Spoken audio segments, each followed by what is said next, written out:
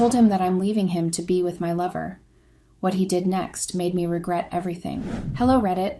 So, I'm here because I really need to get this off my chest and maybe get some insight on how to fix this.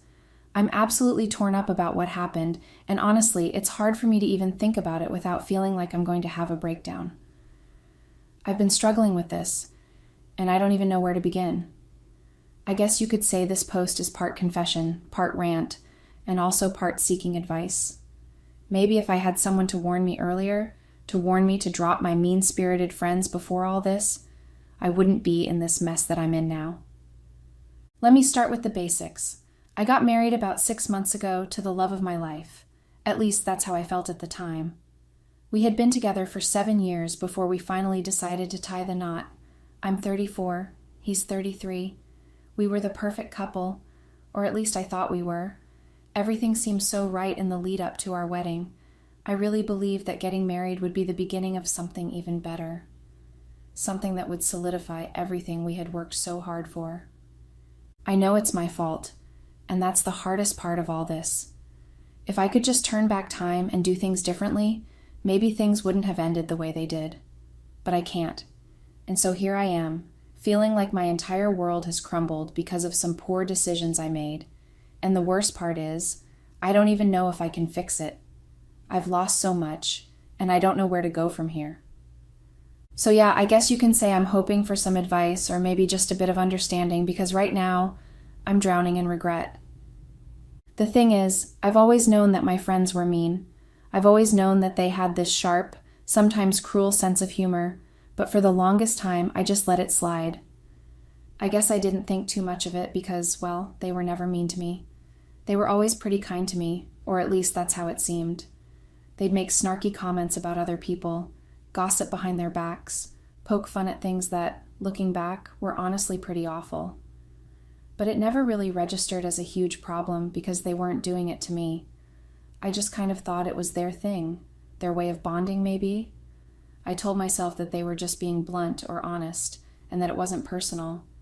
I convinced myself that this was just how they were, rough around the edges, and I didn't want to be the one to point it out, to call them out. But now I see how badly I had let this toxic behavior go unchecked. When Ben and I started dating, it should have been a wake-up call. I remember them being, well, pretty damn rude to him, but back then, I just brushed it off. I thought they were just testing him, or maybe being playful, and that he'd eventually get used to it. I thought that, like me, he'd see it as no big deal. I thought that eventually he'd laugh along with them, or at least learn how to ignore their barbs. But the truth is, I had been so used to their behavior for so long, I never took the time to actually think about how hurtful they were being. I mean, Ben wasn't like them. He wasn't sarcastic or jaded in that way. And I can see now how cruel it was for me to just expect him to get used to it. He's not the type of person who'd ever poke fun at someone's appearance or make backhanded comments about their lifestyle. And honestly, he deserves so much better than the way they treated him. But back then, I just kept telling myself it would pass. I didn't see how deeply it affected him because I was too wrapped up in the idea of keeping the peace, of maintaining my friendships. I guess in a way, I was so used to being part of that toxic circle that I never stopped to question it. I thought maybe if I just ignored it, it would all work itself out. Now, looking back, I realize how naive I was. I let them hurt someone I cared about, and I didn't do a damn thing about it. My friends were incredibly rude to Ben, and honestly, they continued to be throughout our entire relationship. At the time, I never really stood up for him, and looking back, I can't believe I let it go on for so long. They never really settled into our dynamic, always making little comments about him, or subtly putting him down whenever we were in a group, and I never called them out on it. I just kept quiet or joined in, brushing it off as if it was no big deal, because in a twisted way, I thought they were right. It sounds horrible, doesn't it? But that's the truth. It wasn't until later that I realized how deeply I had been influenced by my friends' behavior and how I had started to adapt to their toxic ideologies. When you spend so much time with people who are negative and judgmental, it starts to seep into your own way of thinking. It wasn't just about Ben anymore. It became about the company I kept.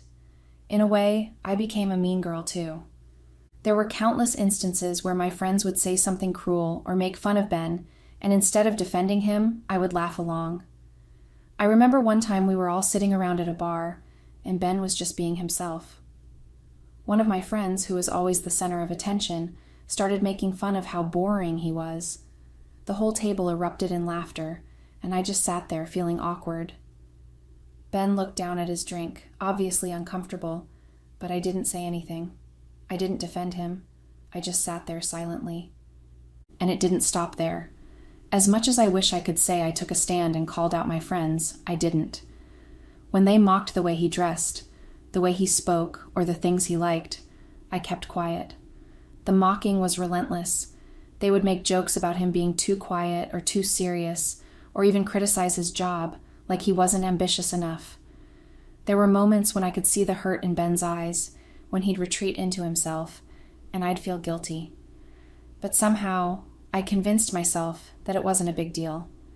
It was just their way of joking around, right? Everyone did it, didn't they? I guess the worst part of all this is that I joined in. There were times when my friends would make a comment about Ben, and instead of stopping them, I'd chime in with my own jab. It wasn't even a conscious decision, but more like a reflex, just falling into step with them. It wasn't even about Ben anymore. It was about me fitting in, about me not wanting to stand out as the person who was too soft or too sensitive about the jokes. I'd laugh and nod along, even when I knew it was hurting him. I wasn't just an innocent bystander, I was an active participant. It's crazy how it all unfolded, how things just spiraled out of control without me even realizing it. At first, it was just me apologizing to Ben every time my friends acted up. When they made fun of him, when they belittled him, I would pull him aside, apologize, tell him they didn't mean it, and promise that they'd get used to him. I tried to smooth things over, always deflecting his hurt with excuses, convincing him that it wasn't personal, that they were just being joking around or playing, that it wasn't that bad. In my mind, I was protecting him by making it seem less severe. But then, over time, I stopped apologizing as much. It wasn't a conscious decision at first, but I found myself justifying their behavior more and more. Eventually, it turned into me telling Ben that he was overreacting, that he was being too sensitive.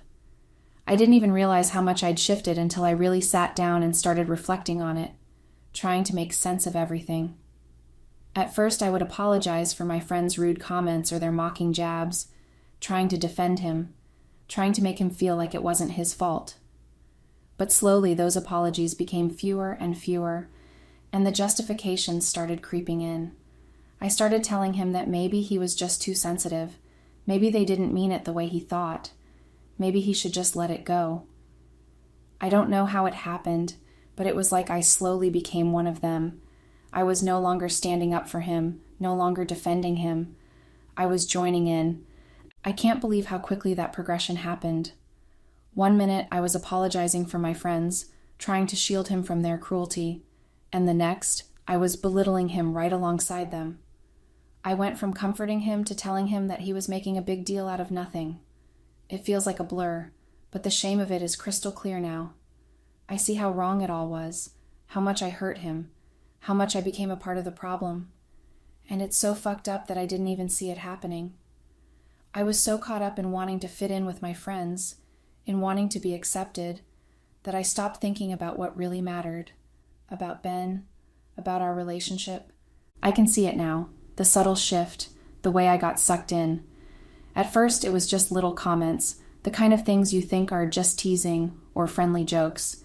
They'd mock his appearance, his job, his hobbies, his height, his lack of social skills, and I'd laugh along. I'd dismiss it as harmless. But it wasn't harmless. It was a slow erosion of his self-esteem, and I didn't care enough to stop it. I was too busy laughing with my friends, too busy fitting in, to notice that I was contributing to his hurt. And what's even worse is that I didn't just laugh passively. I joined in.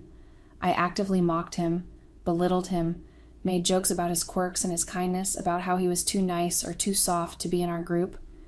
I made it seem like he wasn't enough, like his gentle nature was something to be made fun of, when in reality, it was one of the things I loved most about him. But I didn't see that then. I didn't see how fucked up it was. I thought that by making fun of him, I was just going along with the group, just being a part of the in crowd. I didn't stop to think about how my behavior was damaging our relationship, about how much it was hurting him. I didn't even see how deep the wound was, because I was too busy protecting my own image, too busy worrying about what my friends thought of me, to care about the person I was supposed to love and cherish. It's hard to admit, but I know it now. I wasn't just a bystander. I was an active participant in tearing him down. I thought I could get away with it, that it wouldn't matter, that he'd eventually get used to it. But it mattered. It mattered so much more than I realized at the time. I let my need to belong, to be accepted, cloud my judgment. And in the process, I lost sight of everything that should have mattered most. Ben's feelings, our relationship, our future together. So, we had just gotten married a few months ago. The wedding was amazing, or at least I thought it was. It was a beautiful, low-key celebration, everything I had dreamed of. My friends, who also happened to be my bridesmaids, were a huge part of the day, and I was so excited to have them involved. After the wedding, Ben and I went on our honeymoon, and it was absolutely magical. For a little while, everything felt perfect. When we got back home, my friends suggested that we all get together at our house for a fun evening. They pitched the idea of watching the wedding video together, having some drinks, chatting, and maybe even watching a couple of other movies after. I thought it was a great idea. I mean, why wouldn't it be? I was still riding the high of the wedding, and everything had seemed flawless.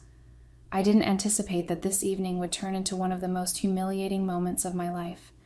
We all gathered in the living room, excited to watch the footage. At first, I was just thrilled to relive the memories of that day. But as the video started playing, something felt off.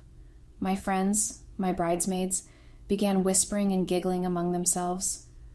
I didn't think much of it at first. Maybe they were just excited or reminiscing about the day. But then I started catching bits and pieces of what they were saying. They weren't laughing about funny moments from the wedding. They were mocking Ben. It started with small comments about his appearance. They made snide remarks about his hair, his posture, even his smell, which didn't even make sense because Ben always smells amazing. But it didn't stop there.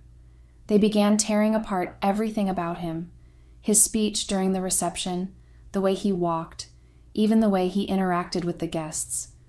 They said his wedding speech was awkward and that he was trying too hard. It was relentless. At first, I didn't know what to do. I just sat there frozen.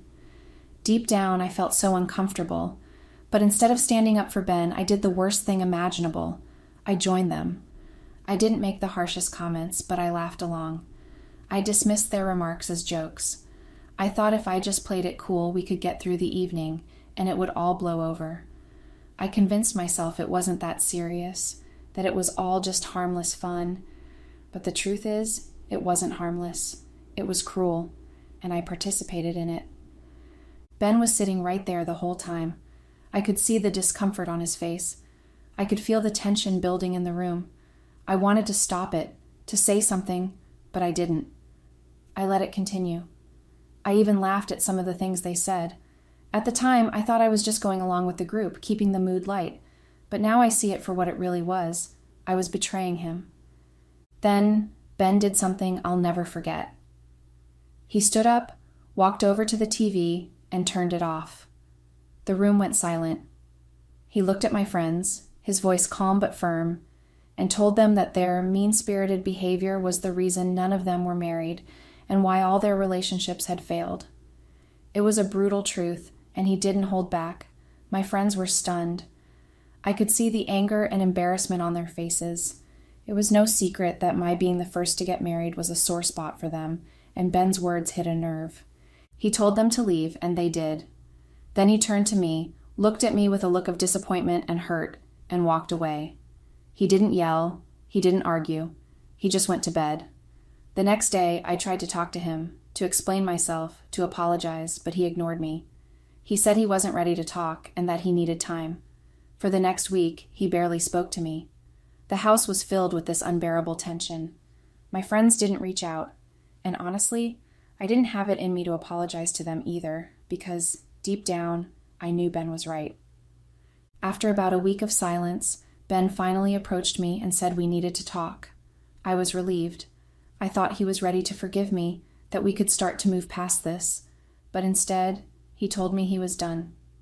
He said he couldn't do this anymore, that he couldn't stay married to someone who didn't have his back, who not only let her friends mock him, but joined in. He told me the wedding had been humiliating for him, that he'd felt judged and ridiculed the entire day, and that my friend's behavior, and my lack of action, was just the culmination of years of him feeling like he was never enough in my eyes. I begged him to reconsider. I begged him to give me a chance to make things right, but he was firm. He said the damage was done, that he couldn't unsee how I had treated him, and that he deserved better. He told me he would give me 2 weeks to get my things together and move out. I don't know what to do. I don't want to lose him. I know this is all my fault, that I let him down in the worst possible way.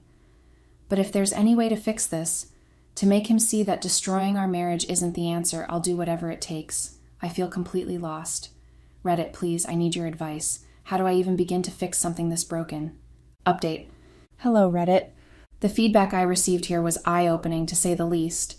So many people pointed out how ridiculous I had been, how wrong I was, and honestly, reading through the comments was brutal. But I needed it.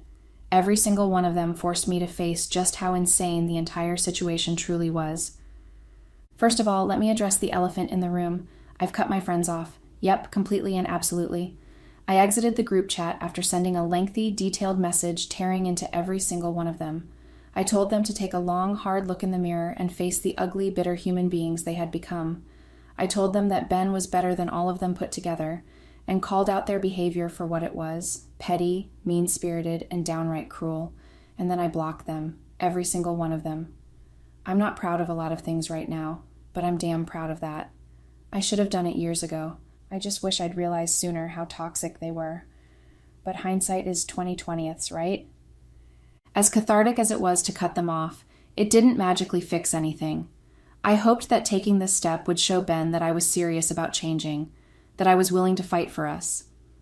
I even suggested therapy or couples counseling, but he's not budging. He's done. Completely, utterly, heartbreakingly done. Reality hit like a freight train when I got served the divorce papers. That was the moment it truly sunk in. We're over. I can't describe the feeling. It's this hollow, sinking sensation in your chest, like the ground beneath you has disappeared. I'd been holding on to this shred of hope that maybe, just maybe, we could work things out. But seeing those papers made it clear. There's no going back. Now, I'm back at my parents' house. Let me tell you, this is not where I imagined myself at this point in my life. I hadn't lived with them since college, and the idea of moving back was always this distant, hypothetical, worst-case scenario. Yet here I am, at 34, unpacking my bags in my childhood bedroom. It feels surreal and humiliating. My parents are trying to be supportive, but I can tell they're disappointed. They don't say it outright, but I see it in the way they look at me, like they're wondering how I let my life spiral out of control like this. Work has become unbearable. I'm a zombie, just going through the motions. I can barely focus, and I know my performance is slipping. My boss has already commented on how off I've seemed lately, and it's only a matter of time before things get worse. I'm terrified of losing my job on top of everything else, but I can't seem to pull myself together. It's like every ounce of energy is being sucked out of me. The worst part is knowing this is entirely my fault. Ben didn't deserve any of this. He deserved a wife who would stand up for him, who would love and support him unconditionally. Instead, I let my toxic friends dictate how I treated him. I joined in their cruel jokes. I dismissed his feelings. And now I've lost him. The fact that the divorce papers came so quickly makes me think he's been preparing for this for a long time. He must have been quietly planning his exit while I was obliviously wrapped up in my friend's approval and my own selfishness. I don't know what to do anymore. I feel like I'm losing myself along with my marriage. I still love Ben, and I don't want to give up on us, but it's clear he's already given up on me. Is there any way to come back from this? Or do I just have to accept that I've destroyed the best thing that ever happened to me? If anyone has advice, anything at all, I'm begging you. How do I even begin to rebuild my life after this? Update. Hello, Reddit. It's been a while since my last update, and honestly, I've been too ashamed to come back here. I didn't want to admit how bad things have gotten or how much worse my life is now compared to before. I thought I'd hit rock bottom after the divorce, but apparently there's always a new low waiting just around the corner. So, to catch everyone up, the divorce has been finalized. I'm no longer married to Ben, and that reality has shattered me in ways I never imagined. I didn't want to let go. I still love him, and I held on to hope even when it was clear he was done. But the papers came, the signatures were signed, and that was that. It's over. Completely painfully over. And I have no one to blame but myself. After the divorce, my life went into a tailspin. Karma, I guess, had been biding its time, and when it hit hard. Not long after the divorce, I got fired from my job. They said my performance had dropped too much, and honestly, they weren't wrong. I was barely functioning. I was showing up late, missing deadlines, and zoning out during meetings. They gave me a severance package, but it wasn't enough to keep me afloat for long. Since then, I've been on an endless cycle of interviews, trying to get another job in my field, but nothing has worked out. Every rejection feels like another nail in the coffin of the life I used to have. The only work I've been able to find is minimum wage, and it's nowhere near enough to cover my bills. I've taken up jobs I never thought I'd have to do, including being a live-in nanny, which I ended up getting fired from too. My parents took me in for a while after the divorce, but even their patience ran out. They tried to be supportive, but eventually they grew tired of my constant moping and self-pity. I'd gained a lot of weight, around 180 pounds, because all I did was eat to numb the pain. When you're unemployed and depressed, food becomes a coping mechanism. But instead of making me feel better, it just made everything worse. My parents finally kicked me out, and I found myself homeless. Yes, homeless. Me, living on the streets, scrounging for food, sleeping wherever I could. It was a nightmare I wouldn't wish on anyone. Eventually, I managed to scrape together enough for a tiny apartment. Calling it an apartment feels generous. It's more like a glorified closet. But it's better than the streets, and I've learned to be grateful for small mercies. Plus, I'm barely living hand to mouth, paycheck to paycheck. Every cent I make goes toward rent, bills, and cheap food to get me through the day. The idea of affording anything extra, let alone a gym membership or personal trainer, is laughable. People love to tell you, oh, you don't need a gym to lose weight, you can work out at home, like they think it's that easy. But here's the thing. When you're exhausted from working long hours at a dead-end job that barely covers your basic needs, the last thing you have the energy for is a workout. And when your meals consist of dollar menu junk food because fresh produce and healthy options are too expensive, where do they think the motivation comes from? I don't have the luxury of buying kale smoothies or organic chicken breast. I'm eating canned spaghetti and frozen fries because that's all I can afford. It's a vicious cycle. Cheap food makes me gain weight, and gaining weight makes me miserable. But I can't afford to eat better or do anything about it. And let's not forget how isolating it is. I don't have anyone cheering me on, no friends to work out with or talk to. I'm doing this all on my own, and it feels impossible. Losing weight is so much more than just exercise. It's about mindset and support, and I don't have either. So, yeah, how am I supposed to afford the gym when I can barely afford to live? How am I supposed to prioritize my health when every day feels like a battle just to survive? People say, just try harder. But trying is hard when you feel like you're sinking and there's no one around to throw you a lifeline. I'm tired all the time, both physically and emotionally, and the idea of starting a workout routine feels impossible. Meanwhile, Ben is thriving. He's doing great, and honestly, it hurts so much to see him move on while I'm stuck in this pit of despair. I don't blame him. I know I did this to myself, but that doesn't make it any easier to stomach. Knowing that he's happy while I'm miserable feels like the ultimate punishment. So here I am, miserable, overweight, underemployed, and barely scraping by. My life is nothing like I imagined it would be, and I have no idea how to turn things around. I don't know if there's even a way to come back from this. All I know is that I'm tired of being stuck, tired of being alone, and tired of being the person who destroyed her own life. I don't know what happened to me. I don't know why I let myself become that person. But I do know that I am deeply ashamed of the way I acted. of how I contributed to his pain, of how I allowed my friends to shape my behavior at the expense of the man I loved. I can never forget how wrong I was. I have to live with that. And the worst part, the part that keeps me up at night, is realizing how many chances he gave me. He tried. God, he tried to talk to me about it so many times. He sat me down, told me how much it hurt him when I mocked him in front of my friends, how it chipped away at his self-esteem every time I laughed at his expense. He told me how drained he felt, how unsupported and unloved. He told me he hated how I never defended him when others joined in, how I would just sit there and let it happen, and worse, how I never let him defend himself either. I always shut him down, told him to stop being dramatic or making a scene. He told me how small it made him feel, like he didn't matter, like his feelings didn't matter. And do you know what I did? I brushed it all off, every single time. I'd roll my eyes, tell him he was overreacting, that he was being too sensitive, that he needed to learn how to take a joke. I gaslit him, essentially. I made him feel like he was the problem, when the truth was, I was the one hurting him. I thought I was being funny, that it wasn't a big deal. I convinced myself that he'd get over it, that it was harmless teasing. It wasn't harmless. It wasn't funny. It was cruel. I made the man I claimed to love feel insignificant, and when he tried to tell me how much it hurt him, I laughed in his face. And now here I am, sitting in this tiny, suffocating apartment, with nothing but my regrets and the silence of my own making. I see it so clearly now, how much I failed him, how I let my insecurities and immaturity ruin everything. But the clarity doesn't help. If anything, it makes it worse because I know it's too late. I can't go back and fix it. I can't take back the words I said, the jokes I made at his expense, or the moments I dismissed him when he needed me the most.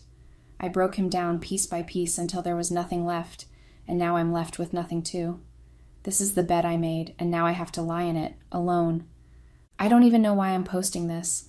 Maybe I just needed to get it all out. Maybe I'm hoping for advice. Or maybe I'm just looking for someone to remind me that it's not over, that there's still a chance to make things better. I don't know. But if you've made it this far, thank you for reading. I needed to say it, even if I'm not sure what I want to hear. They say true friends are great riches, but the only thing I've done is bring poverty to my best friend's life. I'm not speaking literally, I'm just trying to say that I have done something that is way too disgusting, and I don't know if I'm just a traitor or a heartless human, but my best friend is at fault too because she very much lied to me. I guess what's going on is just as a result of the seeds she planted. If she had been honest with me from the start, this would not have happened. As I'm writing this, my best friend's husband is lying right next to me on the bed, and he's watching me. I told him I needed time to think after we had a very important conversation this morning. If you're wondering what he's doing in the same room with me, he's naked. We spent the night together. In fact, we have spent many nights together. Hi Reddit, my name is Camila, and I'm a 24 years old dietitian. I'm not married, I'm single. I live in Los Angeles, California, in a rented apartment. I have a lot of friends. I'm the perfect definition of a social butterfly, and it's a title I carry so well. But amongst my many friends is my best friend, Tiana. Tiana and I met in college, and we've been inseparable ever since then. In fact, Tiana got married just 8 months ago to a real estate agent. His name is Davidson, and he's extremely rich. Back then in college, Tiana and I always spoke about our dream marriage and how we couldn't just wait to get married. I'm sure I'm not the only one that had a best friend who we could say those types of things to. Tiana and I even got an apartment together after we were done from college, but we decided to take separate apartments when we realized that it would be difficult for us to maintain our friendship when we lived together. Not all best friends live together, and I think I realized that it was what was best. When we lived together, we were constantly having arguments and disagreeing a lot, so we decided to have separate apartments in order to maintain the peace and harmony we had for each other. Tiana works at a fashion store, so we don't really get to see each other very often. That's why we decided to go on a group vacation with the rest of our friends. When Tiana got married, I was the chief bridesmaid as expected. I didn't know her husband until I saw him on the wedding day. She never seemed to talk about him until 2 months before they got married. I found that quite weird since we usually talked about everything. But I still showed up for her because she's my best friend, and I wanted to be there for her on her wedding day. Even my big brother and little sister tried to talk me out of it because they felt like she disrespected me by not telling me, but I didn't listen. I wanted to be there for her, but when I saw her husband some hours before the wedding, I immediately understood why she kept everything from me. Before I go on, and in case some people would ask me why I was so surprised and why I didn't ask to see his pictures before the wedding, let me put it out there that she never showed his face when she sent me pictures. She always showed pictures of him hiding his face while wearing a hoodie and came up, with the excuse of him not being a photogenic person. I always believed her because I've also been with guys that just don't want to take pictures because they didn't like it. But when I saw Davidson, I knew that Tiana had been lying to me. If she had called his full name, I would have known. She just called him by his middle name, which I can't mention here. While Tiana and I were in college, we usually attended nightclubs together. During one of those crazy nights out, Davidson asked for my phone number. He wasn't a student like me, and he came with his colleagues. I told him to hold on, and I ran to Tiana to ask for advice. I was used to the both of us sharing ideas and giving each other advice. When I told him he didn't seem like a student and cake with his colleagues from work, she advised me not to share my phone number with him because she felt like men like him were predators who exploited college students. I told her he looked like he was around our age and was good looking, but she told me to forget it. I listened to her before going to get myself another drink. I never returned to his table.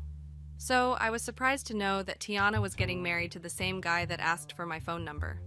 I almost lost consciousness because everything happened too fast and I was just too confused. I couldn't believe that Tiana would do that to me. She lied to me. That was the only reasonable explanation. I didn't dare Davidson or ever see him after that day, but I recognized his face and name. That's because Tiana and I always spoke about that particular incident. Davidson didn't notice me, so I walked away and tried looking for Tiana. But it was already time for the wedding, and the priest had already walked into the church. I had to go stand beside the other bridesmaids and wait for Tiana to walk in. I had questions I was desperate for answers, but I had to follow the protocol and act calmly. I didn't want to cause a scene at my best friend's wedding, and I didn't want to get on her nerves, so I decided to wait till I heard her side of the story. Well, her side of the story didn't come till later that day. As for Davidson, he was very shocked when our eyes met and he raised his brows. I could tell that he had recognized my face. How could he not? He danced with me for a good 30 minutes before he finally asked for my phone number. We had a conversation and I wanted to give him my phone number, but I just wanted to tell my friend first. She ended up discouraging me, and that's why the both of us ended up not ever meeting again. Until his wedding day, of course.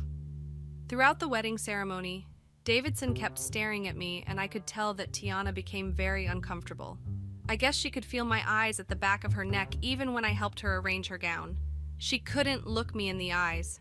If you ask me, it was like a scene straight out of the movie. Everything that happened was just too unreal, and the level of discomfort that wedding gave me is actually crazy. Fast forward till after the wedding, and before the reception, I pulled Tiana to the side to have a conversation because I'd been itching to speak to her. I urgently needed to know why she had been ignoring me all of a sudden, and why she was acting weird. Of course, I knew that she felt uncomfortable because of my very short history with Davidson, but I never jumped to conclusions. I wanted to speak to her first, and that's why I pulled her to the side. I started off by asking her why she was avoiding her contact with me, and she told me she was just nervous and the wedding stuff was getting to her. I called her down, then asked her why she didn't tell me that she got married to the same guy I met at the nightclub while we were in college. Ladies and gentlemen, you all needed to see how Tiana just decided to feign innocence. Now that I know the truth and what really happened, I can't help but praise her acting skills and condemn myself for being so gullible yet again. She acted so surprised, almost as if she had just heard the name before. She asked me what I was talking about, and I told her that Davidson was the same guy that asked for my phone number in the club while we were in college. I even had to add to the fact that Davidson was the real estate agent we kept talking about. She gasped and shook her head before telling me she had no idea he was the sake person. She told me she didn't know that Davidson was the one that asked for my phone number.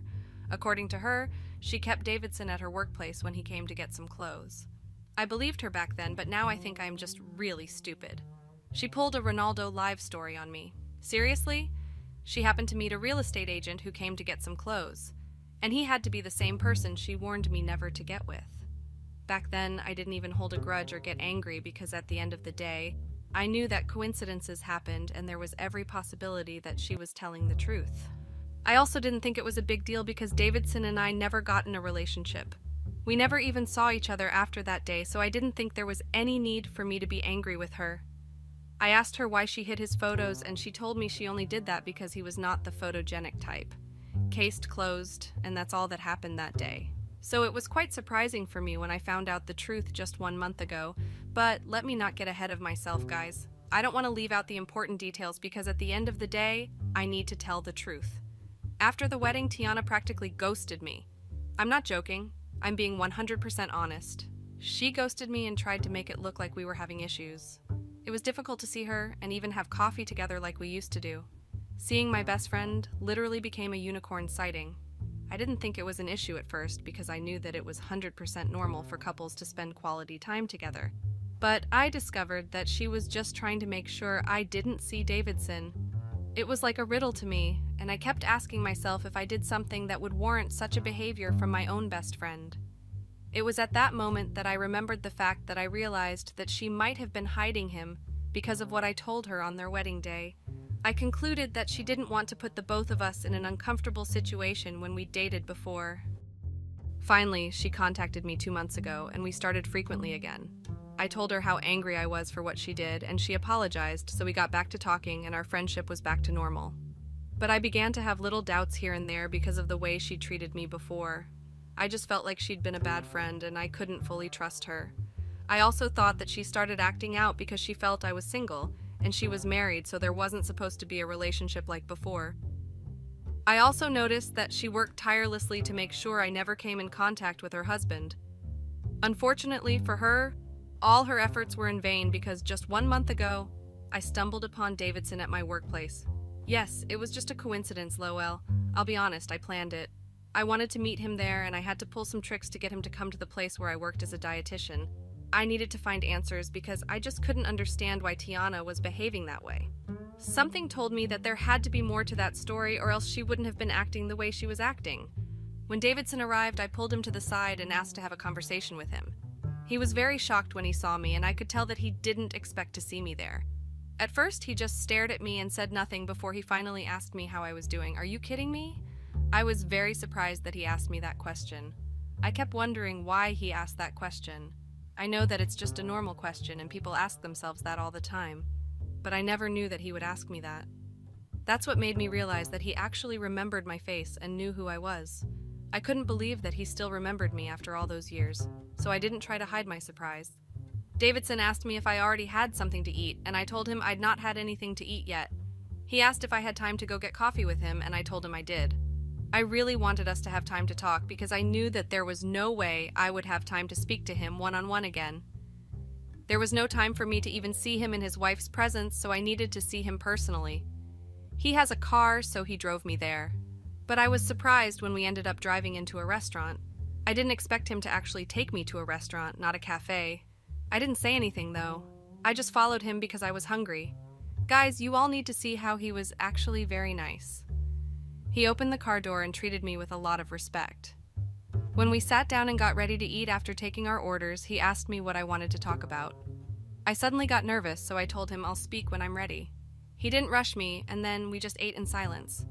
After eating, he asked me if I still remembered his face. I laughed at that and told him I still remembered him. He then asked me why I didn't give him my number while I was in college. I was shocked that he still wanted to know the answer to that. But before I made the move to tell him the truth, I wanted to hear from him first.